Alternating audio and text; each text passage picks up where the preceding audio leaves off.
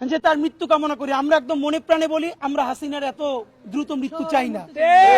অন্তত প্রথমত আল্লাহর কাছে প্রার্থনা করি সে 100 বছর বাঁচুক। সজীব ওয়াজেদ জয়, এটা তো নাম বলা ঠিক না, এটার নাম হলো অটিস্টিক জয়। জনগণকে রাত জেগে খুনি লীগের লকডাউনের পাহারা দিতে হয়। যদিও এইটা আসলে আপনারা জানেন যে এই যে খুনি লীগ, এই যে মিছিল কারওয়ান বাজারে বলে জয়, যাত্রাবাড়ি গিয়ে বলে বাংলা, মানে আপনি ভাবেন এটা আমাদের সবার শিক্ষণীয় আছে। আজকে আমরাও আল্লাহর কাছে তওবা করি যে আমাদের মধ্যে কোনো অধ্যত্ব চলে না আসে। দেখেন আমরা নিজেরা আস্তে আস্তে গল্প করতেছিলাম যে ছাত্রলীগের আমাদের পার্থক্য কোথায়। তাদের হাতেও লাঠি ছিল, আমাদের হাতেও লাঠি, তো তাদের মাথায় হেলমেট ছিল, আমাদের হাতে এইটা নাই। পার্থক্যটা হলো তারা ছিল জালেম, তারা এই শক্তি ব্যবহার করে বাংলাদেশের মানুষকে গুম করেছে, খুন করেছে, হত্যা করেছে, ধর্ষণ করেছে, দেশের প্রতিটা ইঞ্চিকে কেজি ধরে ভারতের কাছে বিক্রি করে দিয়েছে। আর আমরা আপামর জনসাধারণ একটা লাঠি নিয়ে, হেলমেট তো নাই, আমাদের কাছে তো বন্দুক নাই, পিস্তল নাই, আমরা সেই দিল্লির দাসত্ব থেকে বাংলাদেশের নতুন বাংলাদেশ গড়বার জন্য রাজপথ সমস্ত মানুষ আজকে পাহারা দিচ্ছে। এই হলো আমাদের পার্থক্য। সুতরাং বন্ধুরা, আপনাদের মাধ্যমে বলতে চাই, ইতিমধ্যে আমি দেখলাম যে আওয়ামী লীগের অনেক পেজ থেকে, আপনারা দেখেছেন গতকালকে শেখ হাসিনার পেজ থেকে ইনকিলাব মঞ্চের কথা বলা হচ্ছে। সজীব ওয়াজেদ জয়, এটা তো নাম বলা ঠিক না, এটার নাম হলো অটিস্টিক জয়। এইটার আবার নাম দিচ্ছে ডক্টর। আমার ধারণা ওর মায় বাইচে নাই, কারণ সে কথায় কথায় যেরকম আপনারা দেখছেন আওয়ামী লীগ যখন ক্ষমতায় ছিল 15 বছর ধরে যেই রিয়াকশনটা দেওয়ার কথা ইউনিয়ন পরিষদের একজন মেম্বার নিরও যে রিয়াকশন দিয়ে খাটে না, সেটা হাসিনা দিত। এখন দেশে এত ঘটনা ঘটে যাইতেছে কিন্তু সে ভিডিও কলেও আসে না, প্রকাশ্য আসে না। আমার ধারণা সে আছে কিনা এইটা প্রমাণ করার জন্য তার একবার ভিডিও কলে আসা উচিত।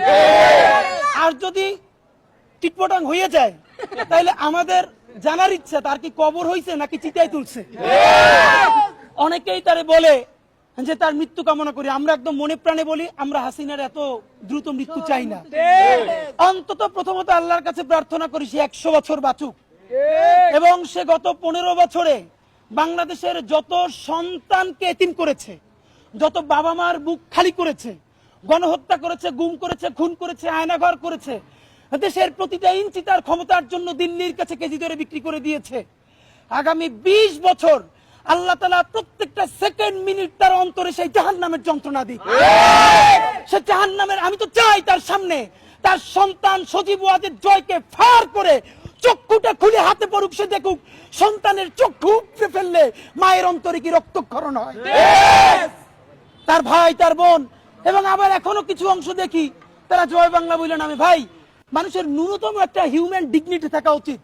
যেই দলের প্রধান মানে কেমন মকারি দেখেন, বলে তার জাতির পিতা বঙ্গবন্ধু, আর এখন বললে তো খারাপ শোনা যাবে, তাও আপা কাম্মা যেটাই বলুক শেখ হাসিনারে।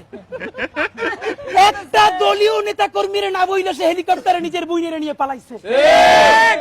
এদেশের নেতৃত্ব বেগম খালেদা জিয়া দেশপ্রেমী, সন্তানদের সামনে নিয়ে 111-এর সময় বলছে যে আপনি খালি দস্তখত দেন যে আর এদেশে রাজনীতি করবেন না, 2 সন্তান সহ চলে যান।